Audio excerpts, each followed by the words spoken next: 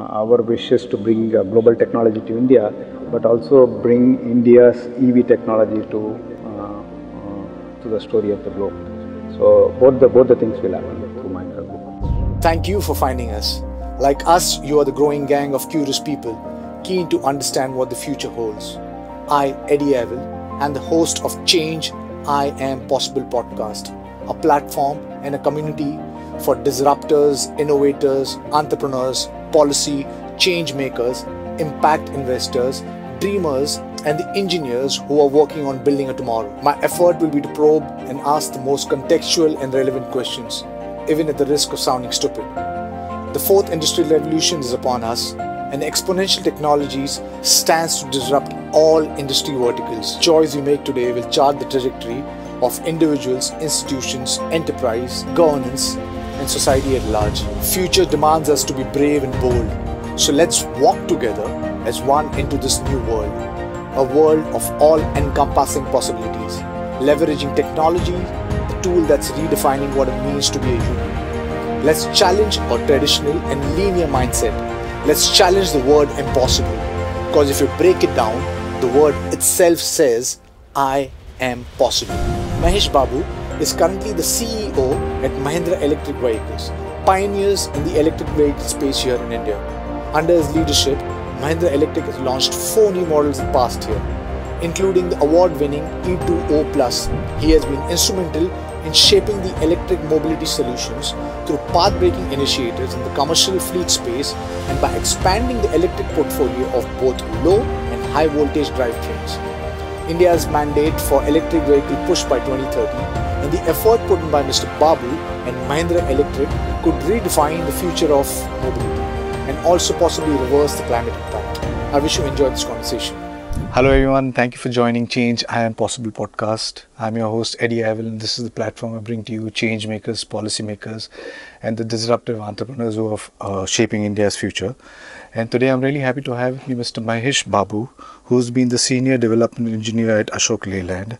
He was also the Vice President Product Development in Mahindra and Mahindra. And presently he is the CEO at Mahindra Electric. Really honored to have you over here, Mr. Babu. So thank you. So tell me, you've been one of the pioneers when it comes to electric vehicle. So what nudged you into getting into the electric vehicle industry? I think as a person, I have been always looking for something new. If you look at my career, I was in engines earlier, looking at improving emissions. Then came to lead a XUV platform, and then looked at what new, and then I realized EV is a very interesting and futuristic technology subject which will transform the people. In fact, I would say Mahindra's EV journey started off in 1999 when when Anand actually as our chairman pushed us to make our Bijli, the electric three-wheeler in 1999. Our journey started off there in electric mobility, and it has been exciting for 2 decades now.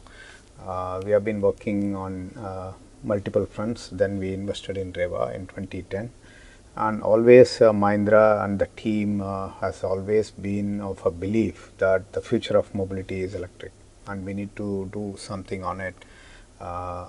Being a pioneers in India, and I'm pretty happy. Unlike other auto industries in US and others where disruption came from outside, actually the disruption came within the Mahindra group. So that excites me, and I'm happy to be part of that team. Lovely, lovely. So can you tell us a little bit more about the Nemo app that you guys have?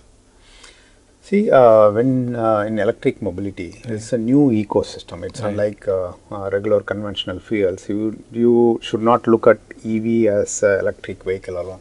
So we'll have to look at electric vehicle and the ecosystem around it. So we found that the importance of ecosystem can be having a multiplier effect if you have a software platform which will connect the vehicle, the owner, and also in case if you are running a fleet, the fleet operator, the driver, the customer, and so on and so forth, where it will be transparently known which vehicle, how much percentage of charging is there, which is the optimum, and so on and so forth. So we also had all our vehicle connected from day one So all our electric vehicles are connected, and we have done about 135 million of electric kilometers in India. Right. That knowledge has to get transformed into customer value. So we have developed a platform called Nemo.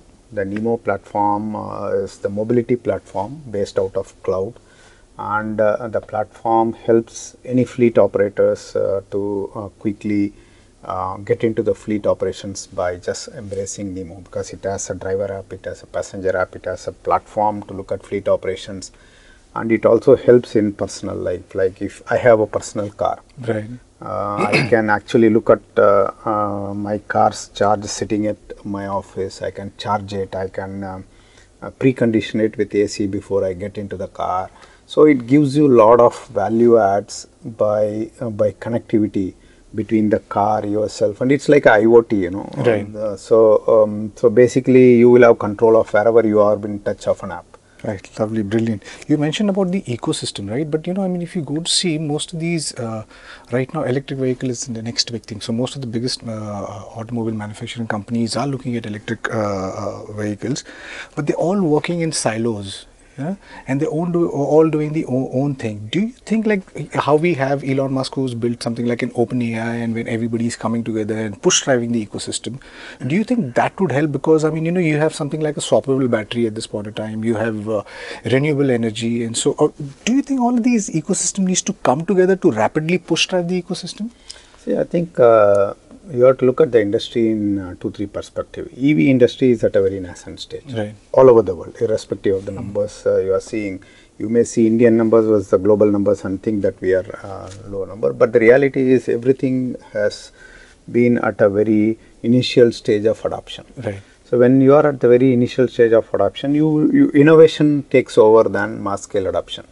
But there is a transition between that innovation and mass scale adoption, and some of the countries like China and others have started going into mass scale adoption at a very big way. Mm-hmm. India has realized it. In 2017, you know that there was a transformative mobility summit by Niti Aayog, and very clearly government's policy from then on, whether it is FAME 1, FAME 2, have been looking at how do we convert this technology into mass adoption, right, and how that will create a national value, societal value, and industry value. Right. So I think government and industries are working towards it. And while I would say that this is the first time all policymakers, industry, consumers, all of them are kind of realizing the need for electric mobility, and they are doing to some extent what can be done within the framework what we are working on. And I'm pretty happy what's happening. While there may be a little thing more can be done, it's always good to see that the way of working. I strongly believe what's happening now will make India a very high chance to become a EV hub for the world. Oh, brilliant, brilliant. I mean, I hope that happens, because I mean, that's what's needed, especially. So tell me, I mean, could you share more light on your connected vehicles? You mentioned the IoT, and is there any other technologies which you're looking at converging into building more connectivity into the your vehicles? See, right now this platform which we have developed, Nemo, which is a cloud-based platform, we are connecting every single touch point of the car in EV, the charging infrastructure, the customer, the driver, the platform owner, or even somebody the battery design expert, even the service engineers we can tap in. Once you have a platform, right, I can map anything around anything it. and everything. I can. We are talking about today a digital twin of a city. Right. For example, we are looking at how electric cars will behave in Delhi in summer will be different than how it will behave in Bangalore in winter. Right. So it's completely different, and we are looking at efficiencies how we will do it. Okay, so we will create a digital twin of the cities, and over the air talk about how the cars can perform better in terms of efficiency, charging, right, and so on and so forth, and hence make it the best value to the customers. Right. So it's basically it's like your system which will be can be tuned to the ambience, and that's the advantage of us having a platform connected electric mobility. Right. And another important factor is India is a tropical country, and temperatures go literally high up to 50 degrees. So batteries needs to be taken care at safety. So we have a very high safety standards within the company, and we ensure that we pass about 1500 tests before a battery is released to the market, and it takes about 2 years to release a battery pack, which is integrated electrically, thermally, structurally safe before it is launched in the market. So these all helps in the connectivity, safety, value add, creating efficiencies, giving the best and change in scenarios when compared to climatic conditions. All this can be done only when you have a connected vehicle in your hand. Right. Very cool. So my partner was one of the early purchaser of Mahindra Reva, but yes, obviously he had like a lot of issues because he was on a higher flow, charging it was an issue, the infrastructure is not there. So as a common person, I mean at this point in time, obviously there's a lot of apprehensive, right, range anxiety and stuff like that. So what is Mahindra Electric doing to sort out this? So as a common person, I mean, would say, okay, this is brilliant, this is what I should look at, because besides the environmental problems that it could solve, I mean, how does it help me, I mean, at this point in time, because the infrastructure does seem to be a problem at this point in time. See, if you look at adoption in India, particularly EV, the developing countries needs adoption in public transport before it comes to private. If you look at US or Europe, both of them are private car-owned mobility countries. The mobility was developed based on private ownership of the cars. So if you look at Europe, it's about 500 to 600 cars per thousand people of penetration. US is 800 plus, close to 900 per thousand population of a car. So it's the whole mobility is around cars. So they have went into electrification of cars on personal use. That has a lot of challenges because you need so many public infrastructure like what fuel pumps are there today, and hence it will take longer time. If you look at India mainly about 80% of the automobile sale is two-wheelers. About close to 1 million is about three-wheelers, like say 700,000, 800,000 is three-wheelers. And there are a lot of fleet cars, Uber, Ola, Zoom, public transport cars are growing day by day. And personal cars of course are going. But the easy way to adapt of EV and also makes economic sense is in public transport. Right. Because electric vehicle is operationally economical to operate. While it is having an initial investment higher, if you run the car more, your break even will come earlier than a few years. So in the fleet, if you run a car more than 150 to 200 kilometers a day, you will break even very shortly. So with our FAME 2, with today's prices of battery, in the fleet segment, we are almost barely there to get break even. If you look at our fleet, most of our 135 million kilometers, almost more than 50% is run by fleet customers. So when you adopt EV in fleet, I would call it triple whammy, 3 advantages. One, those are all the vehicles which consume a lot of fuel because they are running every day. So it meets the national interest of reducing oil import. Right. These vehicles are the one which are running more in a city and hence do more pollution, and hence the pollution levels will drastically come down and they become economically viable because you are running more. And their charging requirements in the fleet is much less because it's captive. So all this employee transport, all these fleet vehicles do hub and spoke model and a predicted app-based rides. So then you can predict app-based ride. But if you go into a taxi or a personal thing, you want to go everywhere and whenever, wherever you want. So the first adoption will happen in, let's say, three-wheelers, public transport, cars, and so on and so forth before it comes to personal. In person, I think the range anxiety, as you rightly said, is one of the challenge in personal segment. So your friend saying that he needs charging and range anxiety is genuine. Right. But the reality is... Plus, besides, sorry for interrupting, besides, since if you're on a higher flow, I mean, charging becomes a problem, right? I mean, if you're on a lower flow, I mean, like there's this friend of mine who was on this second floor, so obviously he used to run a cable down, that was okay. This guy happened to be on 13th floor, and there's a serious problem, and there's no infrastructure. So there is Please do continue. Yeah. So these are all the challenges we have practically faced. He is right. So for example, in my own society, they were not allowing us to run the cable to the car. Now they have realized that it's needed and that's the future. In fact, now society came and put up a common charging point in the society free of cost to anybody in the society now. So the mindset is changing. People are realizing that something is changing. So today in my society, there is a free electric charge plug point for our society, anybody to come and park, while it was a struggle 2 years back. So I think it will evolve.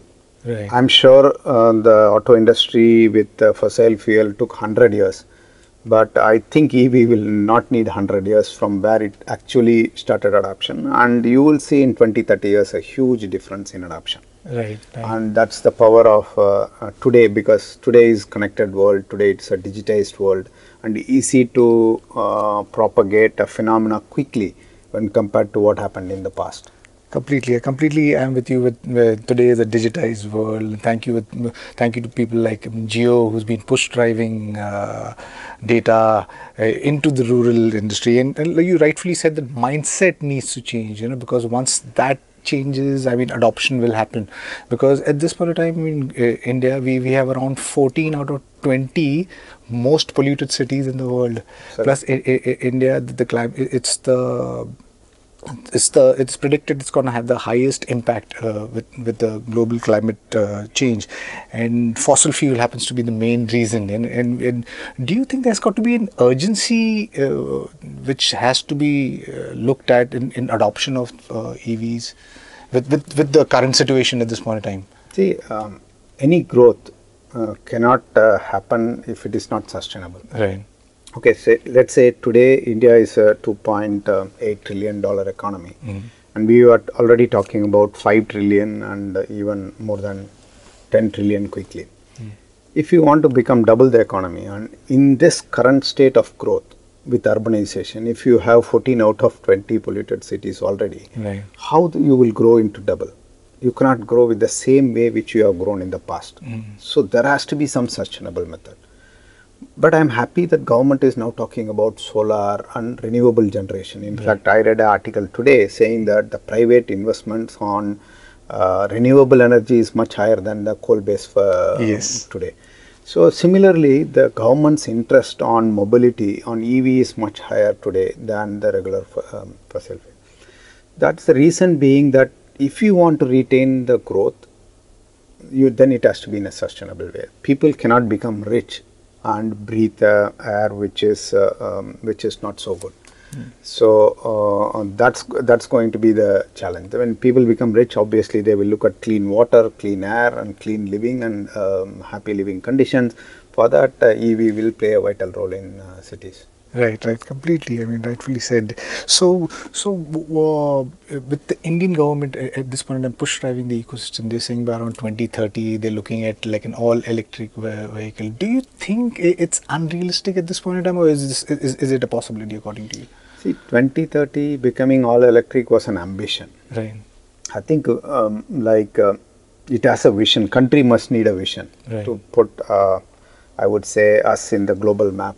That's to say that we have a serious intent on EV in the country, to bring in investors, to ask industry to invest, and it's kind of a trigger to tell you that we are moving towards something. Please get aligned.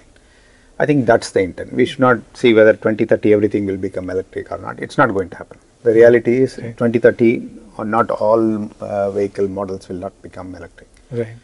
But look at segments. Three-wheelers EV today will make economic sense for the driver. The Trio, which is electric first lithium-ion auto which we launched, will make drivers to earn 2,000 to 4,000 rupees a month extra than the regular fuel with the current economics. Now, if that is so, then there is a very high chance three-wheeler can become all electric by the timeline whatever we are talking about. Second one, look at fleet. There are vehicles which the initial fleet which we have put more than 3 years back has completed 3.5 years of operation, and they have covered more than 2 lakh kilometers. Now, so many people talked about, even financiers and insurers talk about what is the resale value of electric vehicle. we openly announced that we will buy any vehicle E2O which has covered to about 2 lakhs at 2 lakh rupee price. Oh, wow. Now, nobody came and gave that, because that vehicle after 2 lakh kilometer is creating value more than that per year in the fleet segment. Brilliant. So, that's the value. So what happens? Asset is not only utilized more, it gives a long life. Now, what happens if you look at 5-6 years before, the emission norms change, the vehicle technology change, but EV is a simple electric motor. It's so efficient, it's keep running. The motor can run for life, for your life and my life, without any much trouble. So, we need to look at creating value on mobility without deterioration over a period of time. I strongly believe EV without any apprehensions can be used for a long life. So, a lot of battery apprehensions have come. Now, we are saying we have completed 135 million kilometers in Indian roads. People said temperature, altitude, everything is running, absolutely running. We have run 135 million kilometers of electric mobility in India. And I am saying first, almost 100 vehicles have crossed 150,000 kilometers in the market.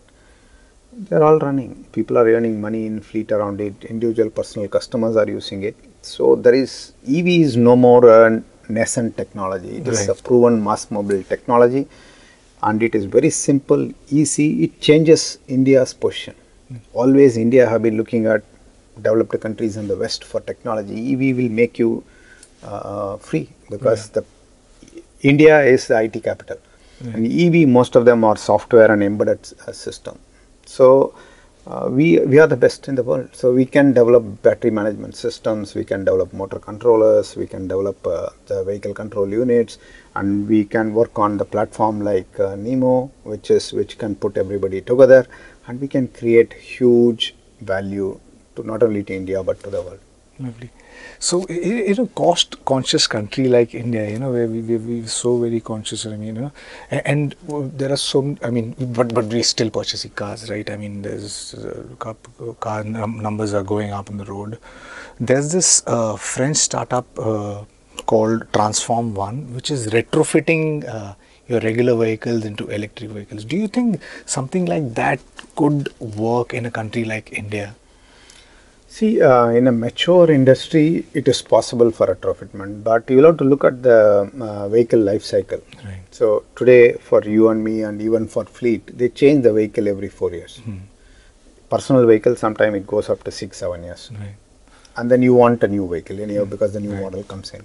So, in this replacement market scenario of existing vehicles, how will you retrofit the existing vehicle? Because the value of EV is about 70% of the vehicle, almost 70 to 80%. So, would you want to give 70-80% and change the existing vehicle to EV, or will you buy a new vehicle which is of a new model? So, that is the dilemma. While it is a good thought to retrofit, if the replacement of the vehicle is taking longer time, if somebody is using the vehicle for 10 years, then it's good to retrofit in 2-3 years an electric vehicle and continue to use it.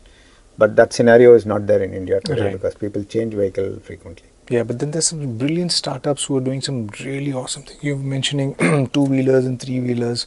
Ather Energy is there, and then Rahul has just got into Revolt, his electric. So do you think two-wheelers and three-wheelers would be the first adoption? I strongly believe that it is easy to adapt in public transport, and it's national interest to do it in two-wheeler, because that's why government is doing. Almost 35% to 40% of the fuel consumed are two-wheelers and three-wheelers, and 80% of the vehicle sale is two-wheelers. So it's government's interest to do that in two-wheeler, while I strongly believe it is easy to adapt if it is in 2-3 wheelers, because the battery size is small, and hence there is no need to worry about much charging infrastructure, and the home charging can help, because two-wheelers in India in cities run less than 20-30 kilometers a day. And for that you need a small size battery, and then it can be charged at home, and it can be removed, swapped, do whatever you want. I think that's easy way of adapting. And each country takes a step based on what's happening in that country. India is focusing on public transport. The FAME 2 policy is aimed towards public transport, Right. like fleet cars, buses, and three-wheelers, and private two-wheelers. So the focus is very clear what to do for the country. And India, I believe, has taken a right decision to work on these areas. Right. So, coming back to the infrastructure part, I mean, do you think swappable batteries or these fast battery charging technology will kind of drive the adoption forward? I think if you look at globally, charging has been the mainstream focus. But having said that, India has an opportunity to explore swapping. I think we should not neglect swapping. Having said that, like charging has a clear standard for anybody to come and do the charging based on national or international protocol.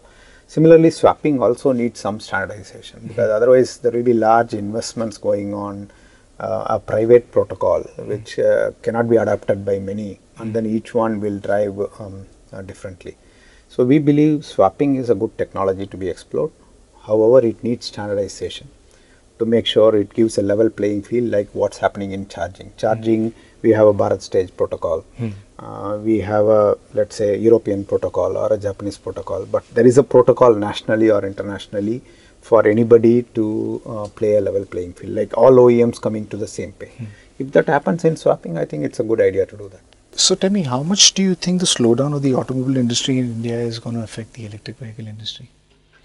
See, I think the auto industry has seen many cycles of recession, growth, all that. But the basic fundamentals of Indian economy and the industry has not been shaken up, and it will never be shaken up. Industry gets evolved, what I would say, metamorphosis around what's the needs of the customers, and evolved everything. This is one of the cycle which is happening, that's how I believe. And if you look at every OEM, while they were looking at operational efficiencies during these turbulent times, nobody has stopped any future investments or future developments. I think future investments are not being reduced by any industry, including Mahindra. So we believe Mahindra Electric or the electric is the future, and I don't think anything on that front will be slowed down or things like that. The effort will still be seen. There may be a small, what I would say, blip or a confusion in the market for a short time, but I don't think that is that's going to be the long-term reality, because EV is no more can be neglected in the industry, because it's the need for the country. If 85% of our oil is imported, and if we have to grow at 6-7%, which is the reality, we have no option but to bring alternate energy. But having said that, I think there is a lot of debate in the market. When EV comes, IC engines will wipe out. I think we should not have this fear. I think there is no extremes. Right. There is very high chance that even if you have substantial EV penetration, there is enough growth for regular fossil fuels. For example, by 2030, the prediction is the auto industry will be double than today. If that is so, the double need not be all fossil fuels. So even if you take 50% of EV adoption by that time, still the auto industry will have so many IC engine vehicles in place. So I think it is extreme to say EV will completely replace IC engines immediately, and it is naive to say that EV will not get soon into the mainstream. I think both are not the right statements. The right I believe EV will become a mainstream, and it will have enough space for IC engine EV to survive, because the growth has to come from sustainable base, and both will balance in such a way that we get the better life of living. Right, completely. So I agree with you when you said EVs is the need for the country, and fossil fuel has done enough damage in it. It's enough time. So I mean, the first mode of transportation, horses, they kind of paved out with the ICE engines, right? No, it's actually 1900. Right. The automobile was first invented with the EV. Right. It's the Model T which came and made IC engine so popular, because it made into mass manufacturing that killed the battery operated vehicles. Battery operated in 1900s, US had more than 25% of EVs. Today it is less than 2%. So I think there is 100 years of in between different technology to cover. EVs is not new. EV Right. is It's been- invented along with mobility car. So, but I think it is becoming popular because of the battery technology getting improved. Right, the price points Investment coming in down. technology, energy density in which we can make the battery, and it's a lot of investment going on around it. And the need for us to realize that it's important to look at the environment, and all put together is making EV come back. Completely agree with you. And at this point, technology is growing in such an exponential space. I mean, as much as you might say, but it's completely inevitable that you need cleaner energy. You need the climate to get better, and it can only happen with EVs. So tell me, I mean, can you share some more light on the range of the car? Because normally, like we spoke on earlier, I mean, range anxiety is a huge problem. I mean, See, for example, our cars, we started off with a 140-kilometer range. Now we are in the range of 180 kilometers. We have already announced that we will launch a 300+ kilometer range in the coming year. So, range has two connotations. One is the need of the car and how the battery technology cost comes down. In the past, battery technology has improved drastically and the cost have come down. That has helped to add more range. Now, whatever products we are now doing, we are almost looking at everything in a car segment, 200+ range, and some of them we have already announced. XUV 300 will have a 350+ range in the category. So, for a personal segment or for even some of the fleet applications, the range is an important factor, and I believe that will be addressed by better battery technologies which have already evolved over a period of time. And recently I spent some time on the battery technology. In the next 5 years, so what they are talking about is giving a very high hopes that the range will no more become an issue. right. For me, in next 3 to 5 years, we will stop talking about range of EVs. Yeah.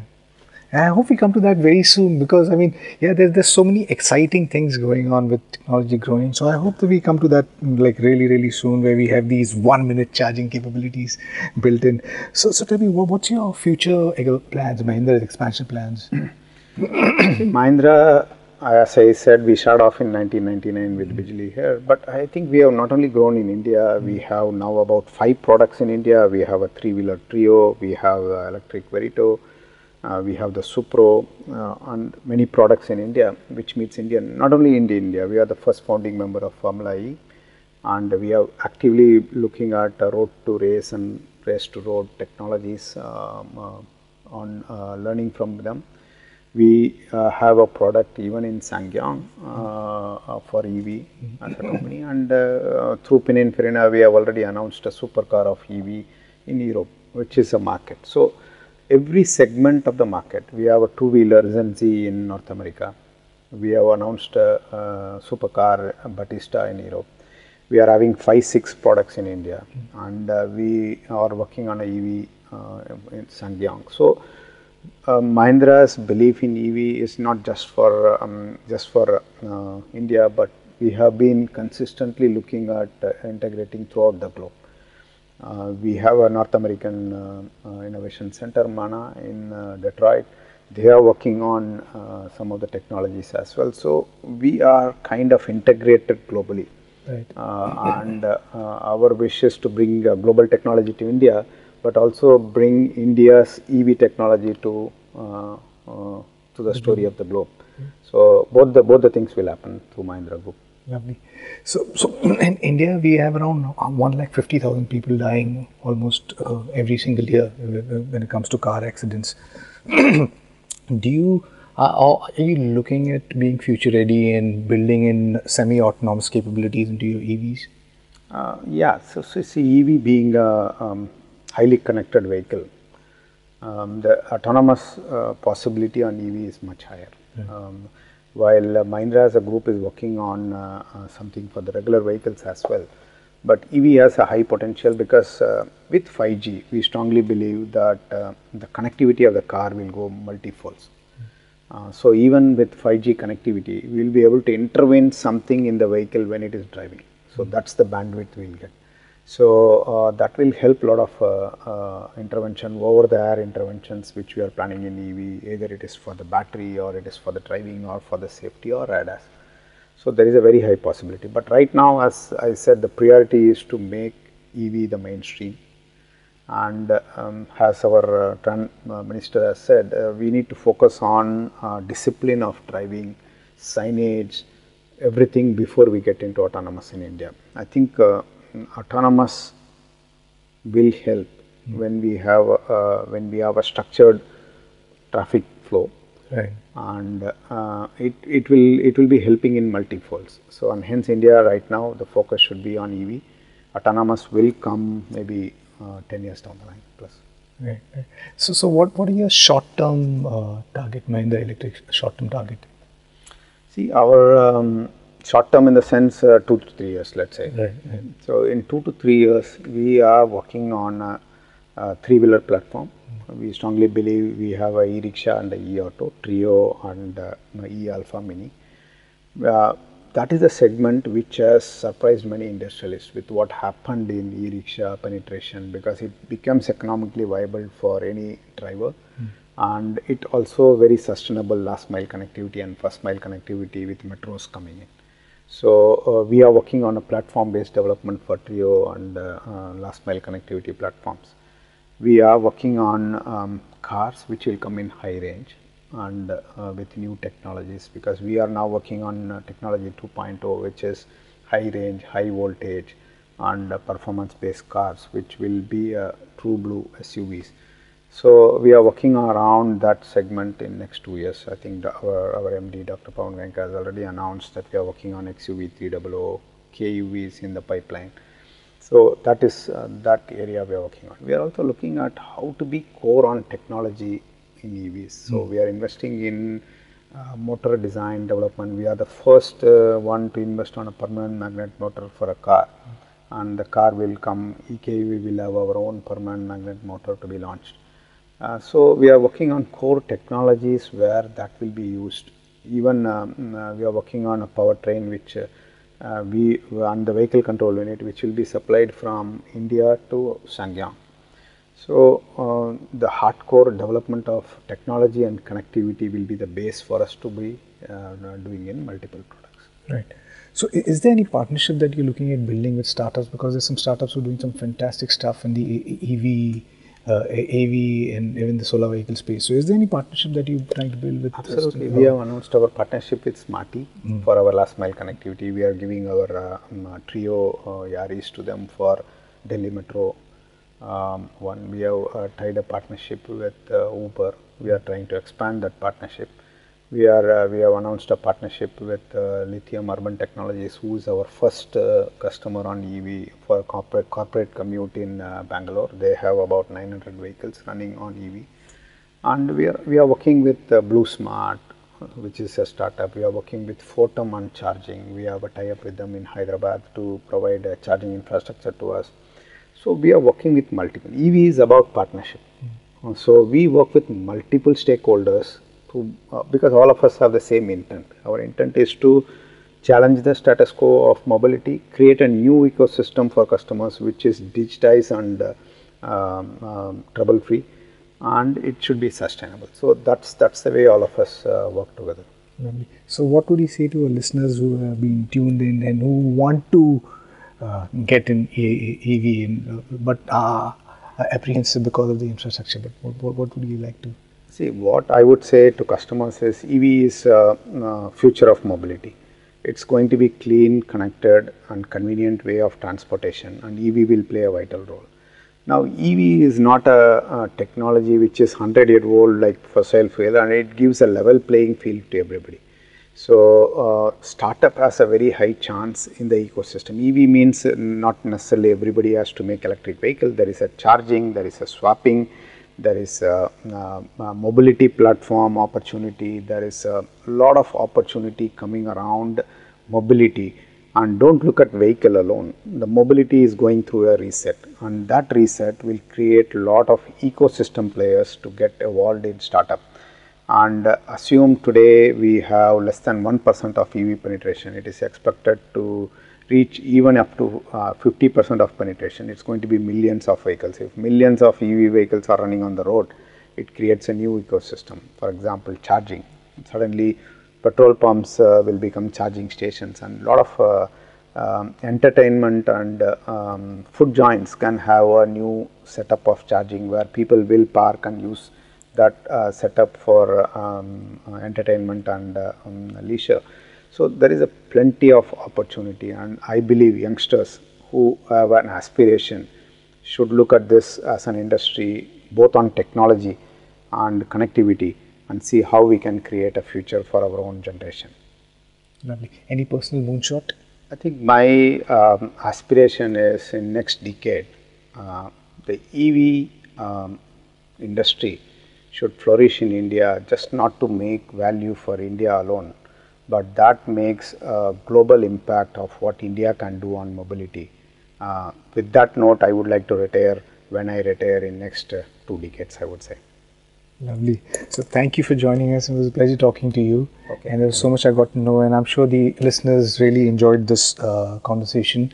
And if you like what you see and hear, please press the subscribe button. And until next time, see you guys. Bye-bye.